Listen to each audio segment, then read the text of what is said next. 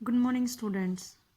हमने कल तक कोलाइडल के बारे में पढ़ा था। कोलाइडल क्या होता है, इसके कौन कौन से टाइप होते हैं, डिस्पर्स्ड फेज, डिस्पर्शन मीडियम के भी इसके ऊपर पढ़े थे, बहुत सारे टाइप्स के बारे में पढ़े थे। आज का हमारा जो टॉपिक होगा वो होगा प्रिपरेशन ऑफ कोलाइडल सोल। मतलब जो हमने कोलाइडल सोल के बारे में पढ़ा, इसकी प्रॉपर्टीज़ पढ़ी, जो भी कुछ हमने पढ़ा, अब उसको हम प्रिपेयर कैसे करते हैं तो वो देखो। सबसे पहला है बेटा हमारे पास मैकेनिकल डिसइंटीग्रेशन। डिसइंटीग्रेशन का मतलब होता है तोड़ना। मतलब हमारे पास जो लार्ज साइज के पार्टिकल होंगे उनको हम कोलाइडल सोल के साइज के पार्टिकल में डिसोसिएट करेंगे, तो उस प्रोसेस को हम बोलते हैं डिसइंटीग्रेशन। इस डिसइंटीग्रेशन के हमारे पास दो टाइप होते हैं, एक तो मैकेनिकल और एक इलेक्ट्रिकल। मैकेनिकल का मतलब जब हम कोई काम करा रहे होते हैं, ठीक है, वो हमारे पास क्या होगा, मैकेनिकल। मीन्स जब हम डिसइंटीग्रेशन के बारे में पढ़ेंगे तो डिसइंटीग्रेशन का मतलब क्या होगा कि हमारे पास जो पार्टिकल हैं उनका साइज है वो लार्ज है और हमें उनको डिसोसिएट कराना है in the size of colloidal particle. तो सबसे पहले देखो मैकेनिकल डिसइंटीग्रेशन में क्या होता है, कोलाइडल मील होती है। ये कोलाइडल मील है, यहाँ से हम सस्पेंशन के पार्टिकल को डालते हैं। अब हमने पढ़ा था हमारे पास तीन टाइप के सॉल्यूशन होते हैं, ट्रू सॉल्यूशन, कोलाइडल और सस्पेंशन। जो सस्पेंशन का सॉल्यूशन होता है उसके पार्टिकल का साइज जो बड़ा होता है, उसको डिसोसिएट करके हमें कोलाइडल सोल में कन्वर्ट कराना है। यहाँ पे दो प्लेट्स लगी हुई हैं, ये दोनों प्लेट हम अपोजिट डायरेक्शन में, देखो एक प्लेट की डायरेक्शन इस साइड है और दूसरी प्लेट की डायरेक्शन है इस साइड है। मतलब ये जो दोनों प्लेट्स हैं ये अपोजिट डायरेक्शन में मूव करेंगी। जब ये अपोजिट डायरेक्शन में मूव करेंगे तो इनके बीच में जो पार्टिकल रखे हुए होंगे उनका साइज है वो डिसोसिएट होकर किसके साइज का हो जाएगा, कोलाइडल साइज का हो जाएगा। तो देखो this method consist of a colloidal mill. एक कोलाइडल मील होती है जिसमें क्या होगा, दो स्टील की डिस्क होंगी with a little gap between them, दोनों के अंदर हल्का सा गैप होगा, which is capable of rotating opposite direction. मतलब वो जो बहुत ही हाई स्पीड के ऊपर अपोजिट डायरेक्शन में रोटेट करती होंगी। जब सस्पेंशन के पार्टिकल को हम इनके बीच में रखेंगे तो क्या होगा कि वो पार्टिकल है वो रिड्यूस होकर किसमें हो जाएंगे, कोलाइडल साइज में। देखो ये प्लेट है, इनके बीच में थोड़ा सा गैप है, ये इतना ज्यादा गैप नहीं है। अब ये एक इस डायरेक्शन में जाएगी और एक इस डायरेक्शन में कंटिन्यू मूव करेंगी, इधर उधर ऐसे ऐसे मूव करेंगी ये दोनों। तो जैसे मूव करेंगी तो ये सस्पेंशन के जो पार्टिकल होंगे उनका साइज है वो रिड्यूस होकर किसमें कन्वर्ट हो जाएगा, कोलाइडल के साइज में कन्वर्ट हो जाएगा। सेकेंड हमारे पास इलेक्ट्रो डिसइंटीग्रेशन। इलेक्ट्रिसिटी का यूज करके पार्टिकल को डिसइंटीग्रेशन मतलब साइज में, स्मॉल साइज में कन्वर्ट करना है। तो देखो इस डायग्राम से देखो, ये हमारे पास सस्पेंशन का सॉल्यूशन है, यहां पे दो मेटल की रोड लगी हुई हैं। जब इन दोनों मेटल की रोड में से हम इलेक्ट्रिसिटी पास कराएंगे तो यहाँ पे इन दोनों के बीच में एक इलेक्ट्रिकल आर्क बन जाएगी। मतलब इन दोनों के बीच में इलेक्ट्रिकल करंट पास होना स्टार्ट हो जाएगा। अब देखो जैसे जैसे ये करंट पास होना स्टार्ट होगा, ये जो हमारे पास पार्टिकल प्रेजेंट है ये वेपर में कन्वर्ट होने स्टार्ट हो जाएंगे। मीन्स इनका पार्टिकल का साइज है वो रिड्यूस हो जाएगा। अब ये वेपर में कन्वर्ट होंगे तो कंटेनर से बाहर जाने की कोशिश करेंगे, लेकिन हमने साथ साथ यहाँ पे देखो आइस रखी हुई है।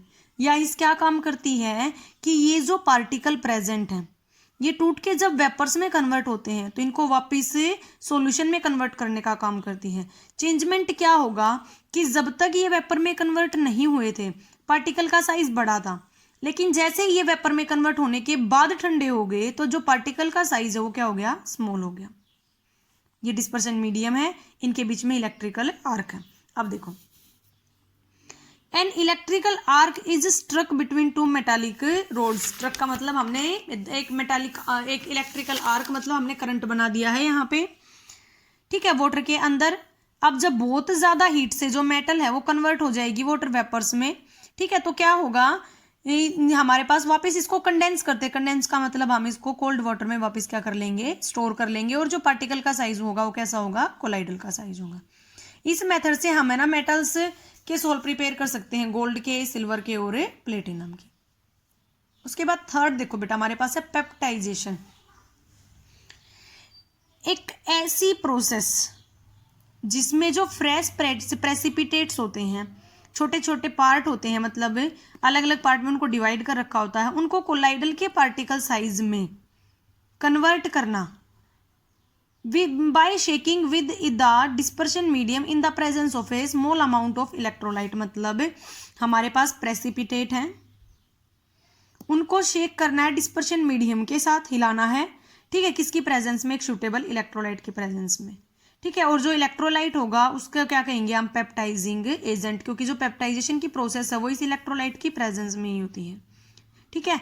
इस पेप्टाइजेशन में सबसे कॉमन बात होगी वो क्या होगी कि हमारे पास जो सॉल्यूशन है, जो प्रेसिपिटेट है वो, और जो पेप्टाइजिंग एजेंट है उनमें एक आयन कॉमन होना चाहिए, चाहे वो कैटायन कॉमन हो चाहे वो एनायन कॉमन हो, तभी हमारे पास पेप्टाइजेशन की प्रोसेस है वो टेक्स प्लेस करेगी, ठीक है बेटा। कंडीशन क्या होनी चाहिए, एक तो हमारे पास जो प्रेसिपिटेट है वो, सेकेंड हमारे पास जो पेप्टाइजिंग एजेंट है वो, दोनों के बीच में एक आयन है वो कॉमन होना चाहिए, चाहे वो पॉजिटिव आयन हो या फिर नेगेटिव आयन हो। अब देखो ये एग्जांपल लिखा हुआ है, FeOH थ्राइस है, यहाँ भी FeOH थ्राइस है हमारे पास, ये हमारे पास प्रेसिपिटेट्स हैं, ये हमारे पास क्या है, प्रेसिपिटेट्स। सेकंड हमने यहाँ पे लिया है FeCl3, FeCl3 यहाँ पे होगा पेप्टाइजिंग एजेंट। तो देखो मैंने बताया था कि जब हम पेप्टाइजेशन की प्रोसेस कराते हैं तो प्रेसिपिटेट्स के अंदर और पेप्टाइजिंग एजेंट के अंदर एक आयन कॉमन होगा। यहाँ पे क्या प्रेजेंट है, आयरन, यहाँ भी क्या प्रेजेंट है, आयरन। यहाँ पे देखो इसमें हमारे पास जो पेप्टाइजिंग एजेंट है उसके अंदर भी क्या प्रेजेंट है, आयरन। अब क्या होगा, ये जो इलेक्ट्रोलाइट है जब हम इसको ऐड करेंगे इस सब्सटेंस के साथ, तो ये जो सब्सटेंस है ये क्या कर लेगा, एब्जॉर्ब कर लेगा इसके पॉजिटिव आयन को, क्योंकि दोनों के अंदर पॉजिटिव आयन कॉमन है। देखो इसमें लिखा हुआ है absorb one type of ions, इसके एक टाइप ऑफ आयन को ये एब्जॉर्ब कर लेगा। जैसे ही ये एब्जॉर्ब करेगा तो आयरन के ऊपर पॉजिटिव चार्ज होते हैं, तो ये FeOH जो है इसके दोनों साइड में हमारे पास पॉजिटिव चार्ज आ जाएंगे, ठीक है। जैसे ही ये पॉजिटिव चार्ज आ गए तो अब देखो हमारे पास यहाँ आयरन के ऊपर भी पॉजिटिव चार्ज और यहाँ पे भी क्या हो गया, पॉजिटिव चार्ज। तो ये पॉजिटिव चार्ज आपस में डिस्पर्स्ड हो जाएंगे due to electrostatic repulsion. Electrostatic क्या होता है, चार्ज एट रेस्ट, हमारे जो चार्ज हैं वो यहाँ पे रेस्ट पे हैं, तो इनके अंदर रिपल्शन होगा, रिपल्शन होते ही के साथ ये डिस्पर्स्ड हो जाएंगे, एक दूसरे के साथ कोलाइड करेंगे। जैसे ही एक दूसरे के साथ कोलाइड करेंगे तो क्या होगा, छोटे छोटे साइज में ये डिसोसिएट हो जाएंगे। यहाँ पे हमारे पास साइज था वो बड़ा था, लेकिन जैसे ही पेप्टाइजेशन की प्रोसेस हुई हमारे पास पेप्टाइजिंग एजेंट का पॉजिटिव चार्ज इनके दोनों के साइड में आया, तो क्या हो जाएगा, आपस में ये रिपल्शन करेंगे, टकराएंगे, तो क्या होगा, कोलाइडल पार्टिकल के साइज में डिसोसिएट हो जाएंगे। अब ये हमारे पास जो हमें छोटे छोटे स्पीयर्स दिखाई दे रहे हैं, यहाँ पे क्या होगा, ये कोलाइडल पार्टिकल का साइज हो गया किसका, FeOH थ्राइस का। तो ये हमारी 3 प्रोसेस थी, ठीक है। एक तो हमने मैकेनिकल डिसइंटीग्रेशन के बारे में पढ़ा, एक हमने इलेक्ट्रोलाइटिक डिसइंटीग्रेशन के बारे में पढ़ा, और तीसरा हमने किसके बारे में पढ़ा, पेप्टाइजेशन के बारे में। तीनों में क्या था कि लार्ज साइज के पार्टिकल थे, उनको कन्वर्ट कर दिया हमने कोलाइडल साइज के पार्टिकल्स में। अब देखो ऐसा भी हो सकता है कि हमारे पास स्मॉल साइज के पार्टिकल हो और उसको हमें कोलाइडल साइज के पार्टिकल में कन्वर्ट कराना हो, तो कुछ मेथड हमारे पास है वो भी होंगे। तो देखो नेक्स्ट क्या है हमारे पास, प्रिपरेशन का मेथड है कंडेंसेशन और एग्रीगेशन मेथड। कंडेंसेशन का मतलब भी इकट्ठा करना होता है और एग्रीगेशन का मतलब भी क्या होता है, इकट्ठा करना। मतलब हमारे पास बहुत सारे छोटे छोटे पार्टिकल्स हैं और उनको हम इकट्ठा करते हैं ताकि उनका साइज है किसके जितना हो जाए, कोलाइडल सॉल्यूशन के जितना हो जाए। This method involve joining together, हमें इकट्ठे करने हैं, of the large number of smaller particles, बहुत ज्यादा अमाउंट में क्या हो, छोटे छोटे पार्टिकल्स हों। जब हम उनको इकट्ठा करें तो क्या हो जाए, हमें पार्टिकल फॉर्म हो जाए कोलाइडल साइज के। अब देखो सबसे पहला मेथड क्या आता है इसके अंदर, by chemical reaction, double decomposition.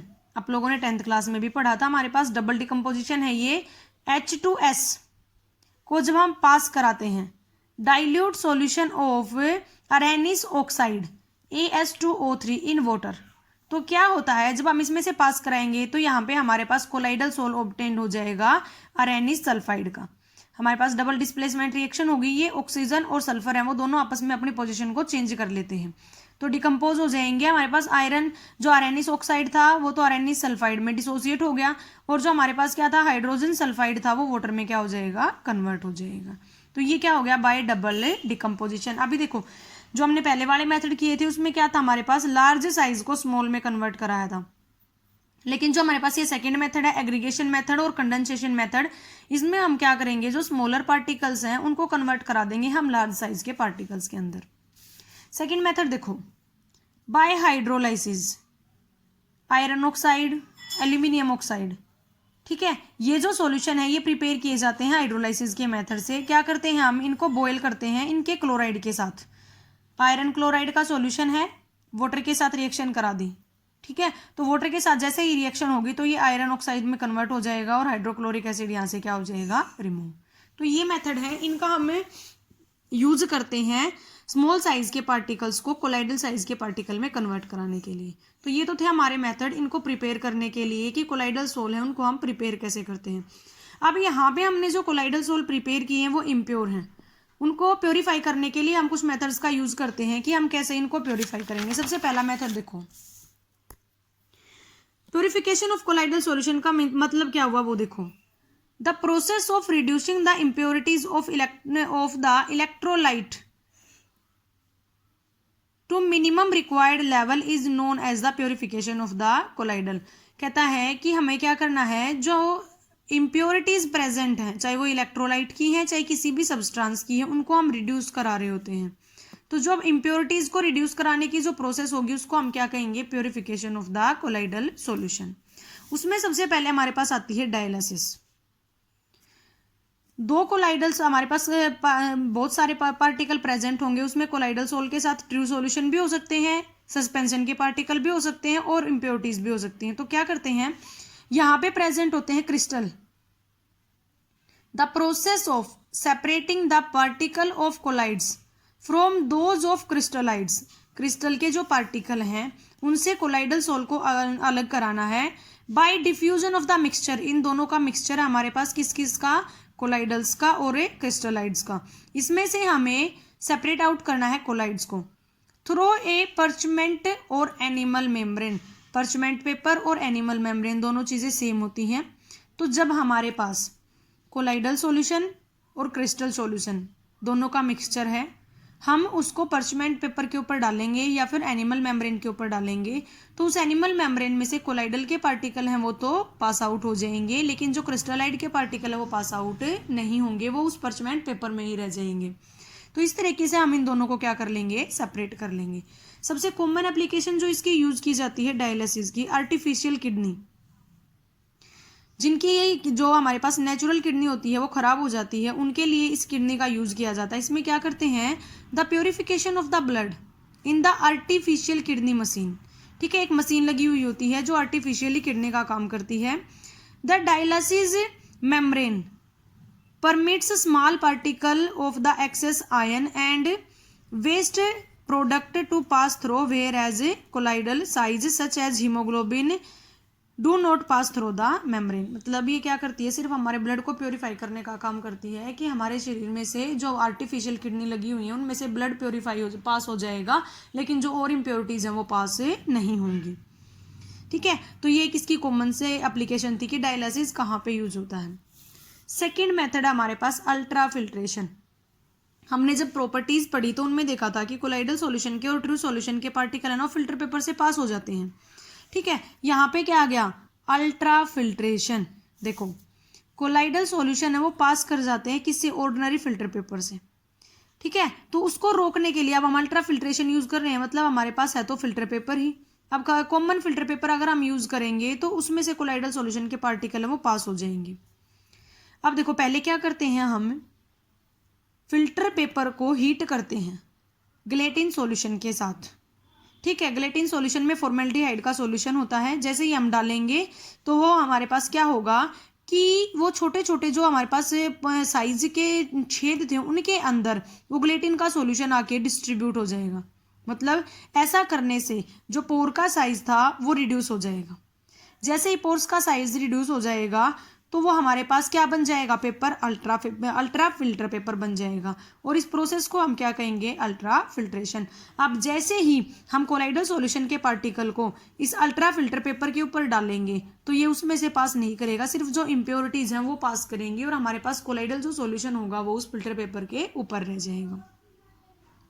ठीक है भाई। इसको अल्ट्रा फिल्ट्रेशन क्यों कहा गया है, क्योंकि पहले हमारे पास जो ऑर्डिनरी फिल्टर पेपर था उसको हमने हीट किया है किसी एक सॉल्यूशन के साथ, ठीक है। जैसे ही उस सॉल्यूशन के साथ ट्रीट करेंगे तो क्या हो जाएगा, जो हमारे पास पोर का साइज होगा वो रिड्यूस हो जाएगा, ठीक है। और उसके अंदर क्या होगा, जो हमारे पास कोलाइडल के पार्टिकल हैं वो उस फिल्टर पेपर में ही रह जाएंगे और जो इम्प्योरिटीज होंगी वो पास हो जाएंगी। नेक्स्ट मेथड देखो भाई,